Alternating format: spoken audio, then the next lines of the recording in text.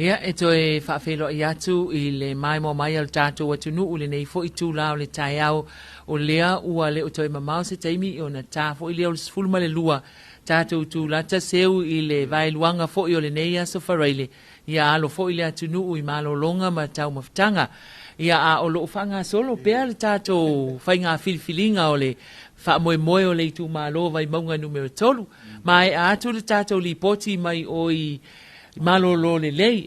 ele kalesia katoliko le olo fa atino el fainga filifilinga ia le fa pe mai te filipepe o to tele wa mai mai se foi le au fainga luenga ia ele se tato wasi asiatu lai manyangi le fio anga manyangi ia le olo fa atali mai ai ia le sunga ia fotia mo se tato li poti lona lua ia ele tulanga fo ia ile tu o le tu malo vai maunga numero tolu ia fa atalo fa atu fotia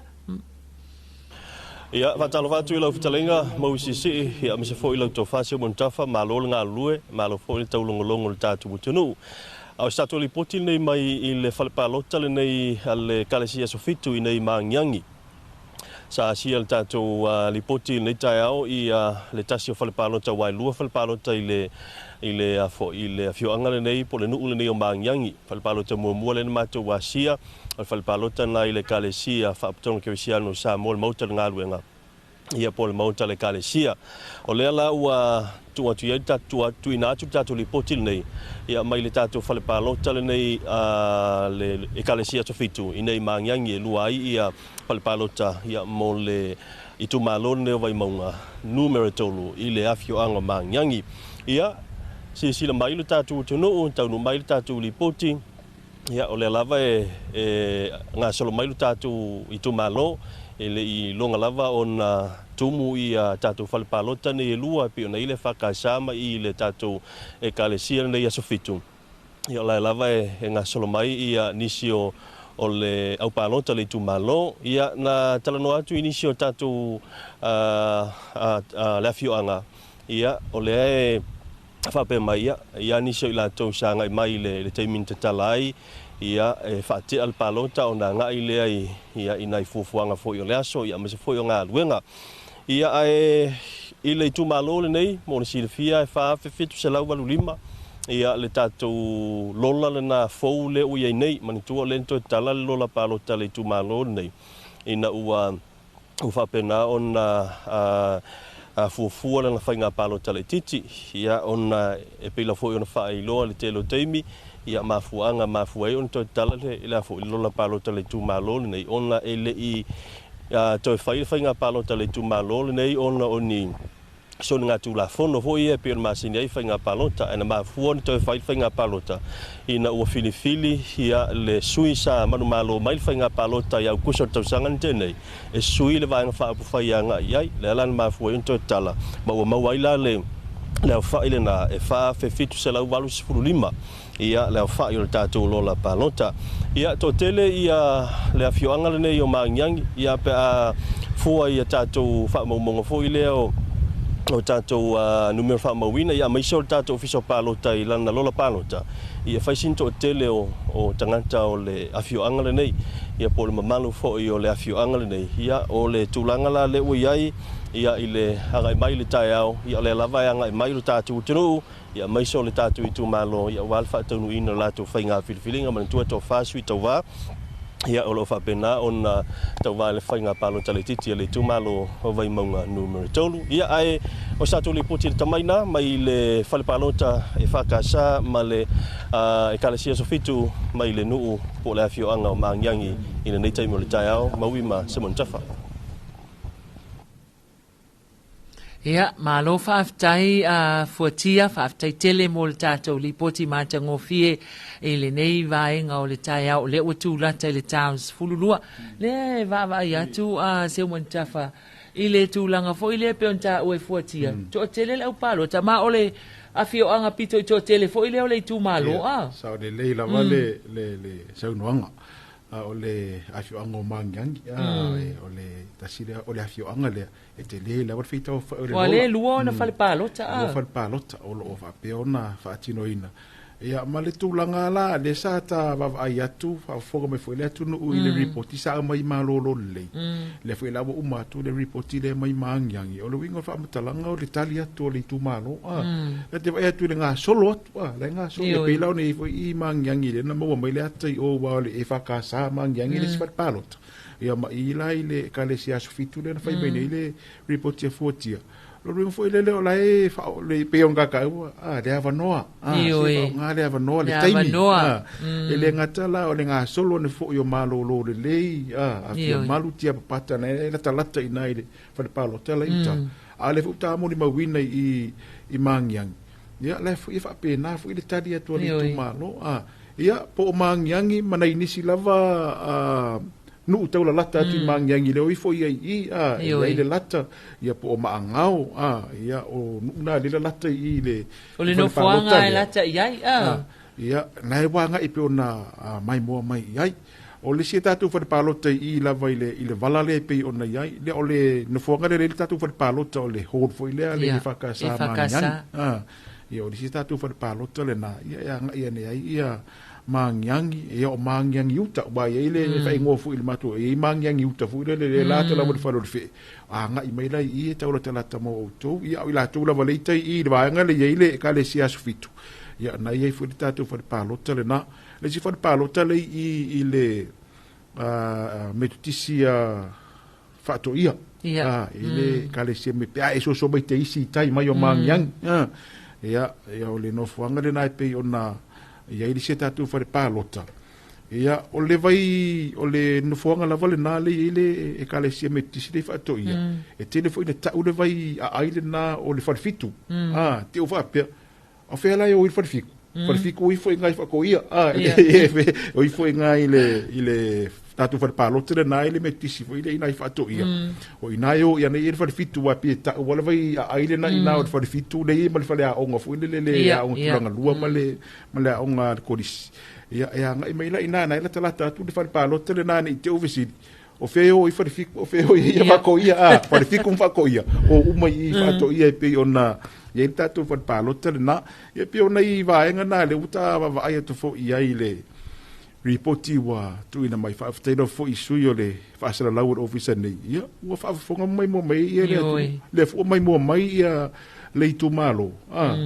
ia ile nga solo e faile la tu a finga filinga ia ai le ngata fo ile o sui tau ba to lu tamali ia i te mo faile no fo le tu malo ia la ta i po wa fa fo o mon fa la tu palot o fa manatu mo sui tau va pe le i fa la tu palot e na olo wanga e tulawa fa ilo palota e to e se mai mal fale le palota oni era talata o pe que sa e karkalangoi tu salava po la ma sani na le o ia tanga ta le friendly tela noi ele ma fai on fa tanga lo tu la fono ele ma fai na lo e tanga lo la to fa ilo palota e to e se mai mal fale palota e to e lu fale e tap o ia venga vilinga ale atunu ia mai sa fo ine e fa la veina ia le tangata palota ia e moni lava fu o palota la ititile fa tino le temiri nei ia o te ro lava na ia lava ila to sa so ani sui tau va fu ile le ita pendol nei palota la ititile temi va vele o fai a pela o e ta o committee ka fe mo fira na e sani e fa la veina le tangata e le fe le palota tu pe ia le tangata ia le fe na ia filinga sa loto wala ngai lalo tu la fono le o fe nga palota lua fe suruiva e sani e fa la veina tangata palota wa umal taimiu de sa fa fa la wiloa suita vale se so ani de suita vai fa la wiloa ma vai nga umana wa umal taimiu na taimiu nei tu u leva no tangata ia le feilanga langa filinga ia sani to fa la veina fu tu foi la se ue ele a fo ia o mea umala vana ia o fia ila lo tu la fono ele fa tanga ina le fo ila ia i mal mea fo ile lo fa tali la kulka vale al sui mai oe o matua i tapu la vai la lo tu la fono ia le to inga tu langa na wala e ia ila tau e tau maua ile tu langa le la fa mai mai sa kalisi pe avangoa mai se ka vale sui mai piki ko ma ko e fa ia mana tua la le tato wa tunu wa mai se fo tato tu malo ia ele o toi fa tanga ina le vaenga na ia la lo tu la fono le ofisa ia la lo tu la fono ele fa tanga ina ai le la umbai o tangata pa ona e sau fua te fa atali le ta vale lai a fa fo ele seu ta vale fa ku show ke ngai au ka fa sau se ka ko se ava ko ulanga fa sima maol fal palo ka se fa la u la fa sa o ko sa wai le ia se fa ino na tulanga ia a ole tulanga fo ile le ku ka vale ava me ka vale le sui le ai o ka lai la o ko ia o tu inga tulanga la na le pe ona sa no fo ile a fionga komisina male mamalo le tato ofisa o komisi ia ele fa tanga ina ila lo tula fono ia a ol taimil nei o taimia nei o lo nga iloa o le alo le taimile ia le la tas fulua ta le tasi ta le lua ta lo le tolu ia ta puni lo mfai to o tato fale palota ia ma tua foi la ia foi mena tupu i tau sanga o tua na i se wa wai e masani fo iona o nga lue taimi o isi fai nga filifilinga tele fai nga filifilinga le tunu ia e me ngo va ai foi mo moli ma wai mo me le ka mo ia po local fal palo ia fai ia le o finga uma ma leo ma ngai malu le malo fo ile ala fa tu ia o vai le taimi le wai le wali ma minu te le tol fa mai no tu ia le tato ioi ale fa manatu na ia tato ia alo lofa anga iane le taimi le nei fa nga nei taimi wa ia isi taimi tate va ai atu ia wono fo mai ale a ofisa le fai palo chama wole ingi tanga ta o wat io sa le leila ai pe fa to alo lofia tu taimi muli o le ta wole na le nei fa manatu ile ngata la mo le tu malo le au ngai ile palo te ile so le sa file so ru ma le so a ole mai mo ma fa fonga tato tu no i se te bi fo i faini palo tala i te nisi tu malo pe ta tu to ta pena ile si palo ta o ai ia ese mau tato ma fo vai ane le nei te mi ole fa so le tu langa le o le tu le te mu de muli pe tu na fu le ke fa pe o wa nga mu de muli fa palo ka pungi lo palo au na kulo kongula pepa ai ka pungi lo afa mai lo ia ka ia leo ka pungi fa palo ai le te le nei te mi ta lai tu fa le palo ia mai o le te fu le tele fa le palo fa ngo fie ia ma tau ngo fie mo ta tu malo lo wanga e fa faila wala o filinga sa loto tulanga na pia ona ta wai lau fa mana tu tulanga le o lo fa tali ia i se ta vale fu le le watu e o mai oi ila lo lava yo tu la fono lava le fa nga palo te lua fe fu wiva e fa sa na lu i se ta vale tu ta va o mai tanga te fa palota ia pe fu ta watu isi va nga ye sa de su ta va sa na no fono foi o fa palota fu le pe o man fa dan palota yo vaenga umana le ia ila lole o le tula fono ia o tato fo ile fe fili ka le fe palota ia e alu lava o ia fe lo fili o di fa le fu pe fa te langoro fa ka kali so ka piki oi o lo no winga o nga wa mai so fa o so songa ia na kongwa na wa ela ve wa mo wa fa o so songa tula fono a lo so le ngal tula fono le office mo isi io sa le leila va ia o le na tato mama lu o le tato wa tunu o ma tato i tu malo ia o le taulongo longo atu lava le tato office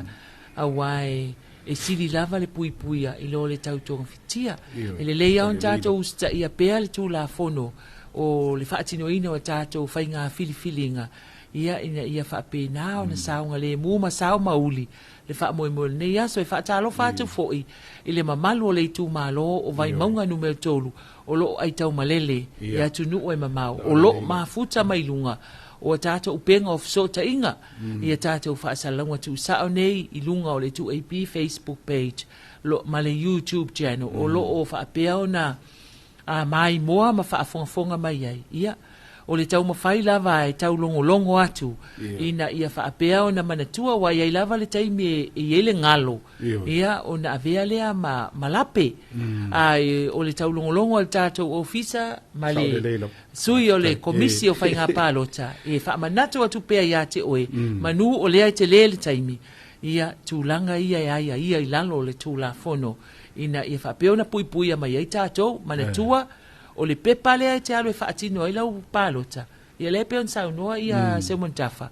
Ia o le whaasao.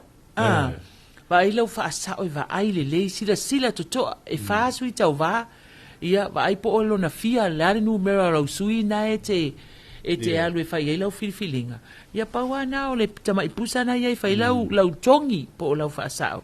Ia whaasao le tono le pusa. Ngi ke o ala kula whaasao alua kula vea koi male suafa o le si sui kau va. Ia ona whaalea o ngā ina leo lau palota. Wa o tamana le ta o informal. Ta sia na vai nga ta ua e whaamana atu e le temi o ta whaasoa. O le whaatino ina o lau palota. Ia le ngata o leo to e maua lewa no e to e whai lau filifilinga. Ia na e aluatu fo ilea ia e fo ile le whaasolo ile laina ai le umile na e aluatu ai ai e o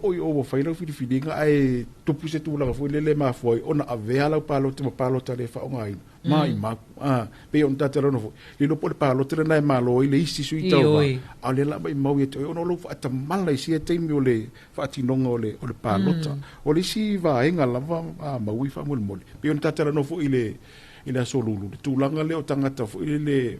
le mamalu o le atu no e ia ola tu e ia fianga tu mau le soifua ia po tina mata ma tu fo ile e ono mana o mia le se so ani le faingo le fa fa ma la manga le solulu a le tau fo tu batu le temile nei mai mo mai ia ila tu ton wale o ngai fa so le temile nei le la anga e fa de palota ia o le tulanga la vai le tula fono e mafai ele tangata fai palota po le ni polta mai tai le ona fesili le ia va pera o tinama le tama tua le la tu taita o le bolonga kali bolonga fin e fesili ale tangata le fai palota ile tangata po tina e te mana mi se soani se soani atu le fai ngola ia atari mai le tina po le tama e mana o mi le soani e mafai fai la tu fesili ia e te mana o te teo pe te mana o te lua o malautama ia e fua o mana onga i le tali le tangata le mana o mire soani le fainga o palota ia lai o la fau e sau noa seu e no winga e tu ule faitalia i le tangata tonu le mana o mire soani po le ofisa po lo nalo le la te o atu e te lala e se atu pur mero mana o tangata le ofisa e te lai mana o malon wafu ile e masani ai na a misia nei tinama nei tamama tua a fina ngalo lava la le tamama tina e soani lona lo ya nei e fingona palo o la wala e o e piki a palo mo o ile mele fa ile palo ta ile fa ile na tongi ia e moli mawina lava e malo foi le kusa le wa mai tau le ile malo le tu o le mele le pusa palo foi le ona ia e moli mawina la foi le palo ta tu palo ta le suila a pe foi la o se ia po se tine tela vo po se ta matala vo ale o tu bolon ta mapo o lona tina e ta tu fesidi foi la ta mai titi mal ta male te mana o e so ani atu e mana mira so ani ta ni me foi la ioi io na to fesidi foi la ia e te mana mira la so ani le ofisa pe mana mira le so ani lo ta mapo o tina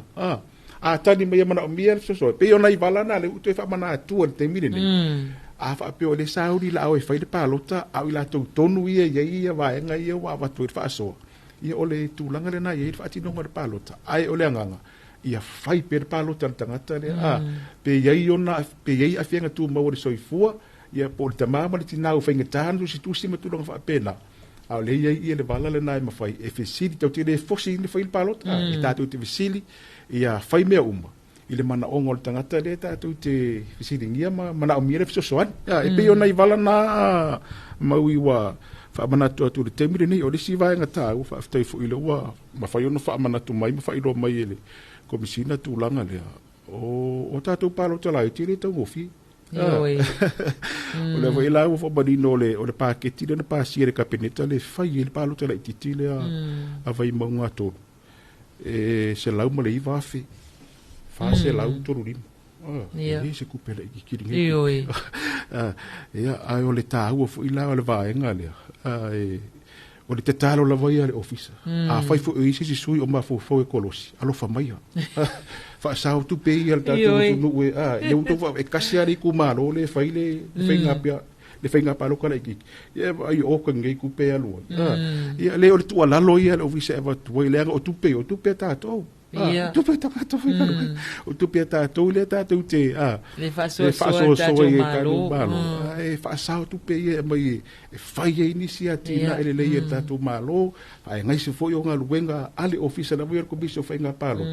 Ia ai vau ia rito e alu e whai palo ta laiti. Ia pe o si au te talo le nā le wa tu mo buso tu le nei te o le o limau. Tuzai wha pia sawa tala ia alofa maia. Tali la vātu e wa ai atu le pepa palo tala le tu mai tu ala papa. Ia malo ia e wha pia nā lava le soifuanga nei a se o mea lava e tutupu ia e taro sia ia fa moe o le tu malo vai maunga numero tolu ina ia fa apeo na tau nu le manuia mana tua la tato wa tunu ia pe on sau noa ia se mon jafa tale tolu tapunia tato fale palota ia ona tato wanga ilole i le ofisa tu totonu o le komisi i mulinu ia o inala ia o le fa pe foi na awina tuai tato fa salonga tu sao i le fai taunga mua po le fai taunga le alo ia le ai faatino ina i le afiafio le so a mai ale ia un tatou to e a felo e foi le atai ao i le fai taunga alo ia le foi o le a fa salau tu sao e le ala ata le TV iva male to e pisi u fonga Samoa ia le tatou fai taunga alo ia i le aso atai ao ina ia fa apea ona manino mamala malama mea uma i le mai moa male fa fonga ale mamalu o le tātou atu. Ai mesel tapua inga le tu malo o vai maunga numera tolu o lo tapua i mai so se tafa o le lalulai. Ma o whainga ia a mauisisi, o whainga ia a tunu ufa temokarasi. Temokarasi. Fui le o atunu ufa, le iei tātou, tātou le tunu ufa temokarasi. E tāua leo tangata, e tāua fui le sila fie tangata lau tele, o mea tatu te whai le whainga pālota, le sa muri mau fo ia i le pālota o sa whai. Le sa whaasala lau umalava i le tatu wala ata, ma le tatu wala leo. Tauru manga umalava le pālota e pei ona iai, mai lawa le whaitaunga pālota fo le whaitaunga mua, tatu wō i le whaiunga le vai aso, le tatu wā o ina i le whaitaunga o le pālota whaapitoa. O le lei le taurunga o le tatu whainga palota tele. Ia lea lawa sa mai mo mai o le angangar komisina ma le ofisa. Ina ia i loa le atunu lau te leanga o le atunu lau o tātou. O le atunu lea i lo kako se kungu komingisi i le pure ko kasia kako. E langona leo tangata. E te tau whaila o na malama manino sila mea tangata. I le whaitaunga le palota. Lai sa i le ai ma se mea kasi whaali longa whai. E vau toi pipi ia tu le vaenga na. O le tau o le nao le tufu e o unanga o le whaasala lau o mea umalawa mai le amatanga e o i le whaiunga. Le anga o tātou e tāua leo tangata lau tele. O tangata lau tele le whai e whiriwhiringa. E te tau no lātou iloa. Te lātou whainga whiriwhiringa sa whai marisu o le tūlai mai i le tu malo ma le tu malo. Ia pia aunga lava ia mai maunga tōru. Malo, whaatai sau noa se umantafa i ole nā. Lo tātou atu nuu ia ole tau mawhaila vai tau whaamanino atu ia le tūlanga e a lai ma mafua ai. O na utou sila mai e tātou whaasalangu atu sao nei. O na ole tūlanga i pe on sau noa se umantafa. E ta tau o na utou sila fia le tau nuunga o au tau whainga whiriwhiringa. A wā a whai e tau te le sila fia. Ia e iai fo ila ale matenga. E iai ale matenga i tu ai ngā a tūlanga whapena. Peita iani. Ia au tau sila mai lungo tātou TV, ma le leitio. Ia o le o avatu ai tātou whaai unga, fofola atua tātou pepa, tusi lunga o tātou lau papa. Ia o le tau mōli mau ola fo ilea. Tau te sila fia ai, ia le tūlanga o lea sa manino ai, ia matali tonu ina, le whaatino ina o le ngā luenga, a le ofisa o le komisi o le whai ngā pālota. E le o se whai unga i whai ai maa ua, po mātou, o le whai unga na whai e sui pālota o le tu malo. Ia pela o na iai, ia le whai ngā whiriwhiringa a le tu malo o vai maunga numero tolu. Ia e tali tonu se mon tafa o le ua te ale tu la sfulu ma le lua ia o fo i taimi o tau mafitanga. E whai fo isi na wha amalo stino la tau, ai manatu. ia ole a vavai foi fa mutai I mo nei taimi ai se itali tau no mai o tatou li poti e tonu ia ona tatou toe feilua I fo ile ma tatou watunu ai fa tele fo I mo le fa avano ina mai o lo taimi e tatou talanoanga nei tai ao e tau fa malama ia ma fa manatu pe ai lo tatou watunu ai mai se o le tu malo o lo fito I tonu ia ma le fa moi le so ia le taua o lau palota o lo sao o lo leo I le filifiliina o lo tau sui I to tonu o le pale mene ma upu fai o le malo Samoa. Alo, whawhitaitele lava maui mole nei fo ia wanoa sao tātou whasoai ia ma moli mauina ia ripoti o lo whapea o na tuina mai ia ai whaamalu rufo I le itu malo maui ma le whaafonga fo ia tātou o tunu a fai ua ave fo I le whaasoa ua ieise whaapatalanga ua la avale le mai mua ma le whaafonga mai ia o le nganga atoa lava o lo te tau mawhai atu ia whao ngai ele ngana whai ngofie ina ia malama whai ngofie o na malama I lo tātou watunu I se tau mawhai atu a le ofisa ai mese lava ia o le tūla fono o ia inga luenga le ofisa o whai ngā pālota le tūla fono lea o whai ngā pālota lua fes fuiva mea lea e whaapai atu e fo I le tātou watunu whaafonga mai ia ni avea fo I le nau o au nei o avea masui le official commission o whai ngā pālota e tau moli atu se au wala whai ngofie ai elai se whaamatalanga lau mai mo mai ia mangalo ia lo leo mangalo I komisina man ofisa nei ia I tātou mafutanga ai manatu a maui o la whaapena o na whai ia tau te whailoa I vela se teimi o le fiafia na nei ila whaawau wai pea o na o tātou whailoa ia I le tūlanga o le ai le whai unga le whaitaunga mua o le whainga whiriwhiringa ia a vai maunga tolu ai langa o kākui kai ngere ingi whale o loa ia longo winga e ngara ka wai alu e lunch la kuwa ia o le ipo kofi ai ngui ai whaami taitele lava mauile ava noa mare neia wa uli ia malo whaafitai sau noa se montafa o le nā ua mai moa whaafonga mai tātou watunuu ia I le tau mawhai atu au auna ina ia longo pu ia li ilo tau mamalu e tusa o le whaanga solonga ia o le tātou whainga whiriwhiringa le tu malo mai maunga numero tolu ai tā lia tātou li poti o lo tutoe mai tātou sui whaasara lau o lo anga iatu I le whainga whiriwhiringa vai maunga numero tolu ia ona e whaafonga mai moa mai fuile ia I se taimi o iluma o le so ai manatua tātou toi whailoa I tātou whaasara launga tu sa o le afiafi ia mai le ofisa tu tonu o le ofisa o komisi o whainga pālota I mulinu nei ia mo le whaitaunga mua o le taunu unga o le tātou whainga whiriwhiringa manuia malo longa o le nei au uli Samoa